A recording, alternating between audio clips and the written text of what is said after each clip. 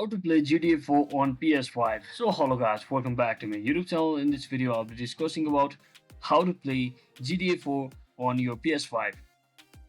If you also are looking for downloading or playing GTA 4, which is the old game from 2008, which was released in 2008, and you want to use it on PS5, just let me tell you that out of 4, that is GTA 4, is not playable on the PlayStation 5 through backward compatibility like it is on Xbox consoles, because the PS5 does not offer the native support required for PS3 games, and GTA 4 was originally released for PS3, that is PlayStation 3, Xbox 360, as well as pure PC.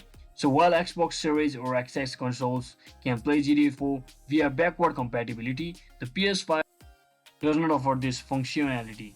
A PS5 port or remaster of a GTA 4 would be needed for it to be playable on that console, so we can't do anything instead of waiting for the Rockstar company to officially launch it for PS5 as well. So I hope this video was informational guys. If it was, don't forget to like and subscribe. See you on the next one.